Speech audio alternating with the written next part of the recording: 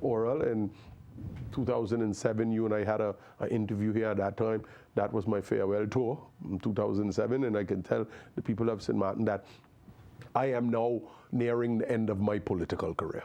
So there will be no more postulation of Frankie Meyers. There will be no more re-elect Frankie Meyers. I've done my part, and you know, they always say never, but I've done my part, and you know, the political dynamic that is now, they have a younger guard that's coming. When we came in, there was an older guard. We had our opportunity to contribute, and maybe it's their term now to contribute to St. Martin. So you're saying that this is it? This is it. If this government lasts until 2022, I will be a member of Parliament in 2020 until 2022. If the government does not last and election is called, I will not be on any ticket seeking re-election. Let me ask you this. Honestly speaking, are you happy with the way things are going with the government today? I'm not happy with the way things are going in St. Martin.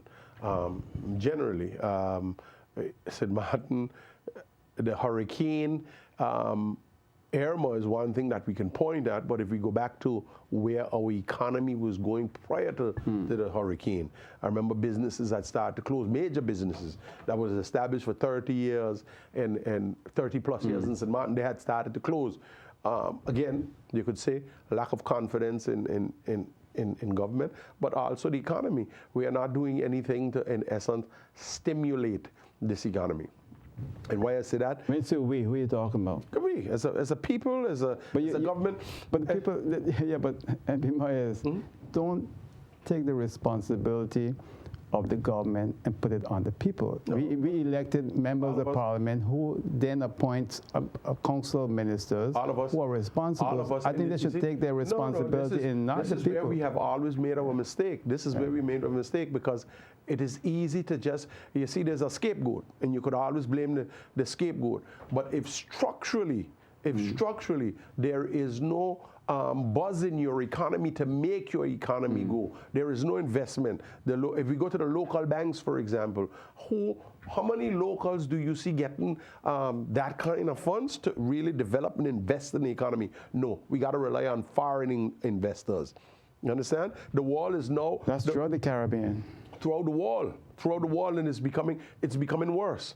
It's becoming worse. So it's going to be easy to point at the politicians, but if Oral Gibbs, for example, closes up his studio tomorrow, that's a void in the economy. If Frankie Meyers closes up his funeral home, that's a void in the economy. I'm sure someone else will take up that void, but economics is a circle. And what makes your economy sustainable is how long that money rotates in that circle. But you know, MP Meyers, also have to do with the government, okay? The government is responsible for the economy to ensure it runs smoothly. Correctly. And when you see that the government that owns TLM allow TLM to buy cable TV and run it into the ground, and you watch cable TV, now you ask yourself, how many local shows are here? We are here losing thousands of dollars every month. You know what? Because I care about this country, but you know who's trying to destroy it? The government, because it's a government-owned company, MP Meyers. So you cannot take the blame from the people, from the government, place it on the people. The government is responsible for the economic development of a country. The ultimate responsibility falls on government. I've heard it a lot. They say, you the man that really put that government there, the minister that you wanted there. You know, I've heard that statement to Oral, and one of the things that I often tell people, I say, listen, the party had nominated me as Prime Minister. And former tour. We all know how that went. We were scrabbling then to put a government together.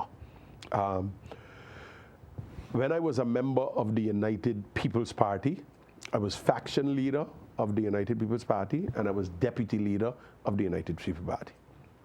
when the merger came about with the Democratic Party and the United People's Party forming the United Democrats, I just became a senior politician on a political party.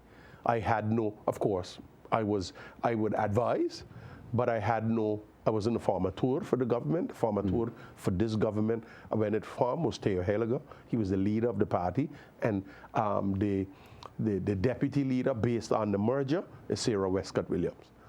Now, if you analyze things, how is it possible that I can put a government together while carrying no political weight within the party, without no consensus from none of the members of the party? Any minister you put in as minister needs the majority support of the coalition. But they also claim that other member of parliament put the Minister of Romy there too. Hear what I'm saying? In certain areas, there are agreements that are made. There are agreements that are made post-election. There are agreements that are made pre-election. And I know in particular you're speaking about MP Chanel Brownbill. I'm not calling it. But the arrangement that was made with Mr. Brownbill prior to the election, because he had withdrawn his support from the governing coalition.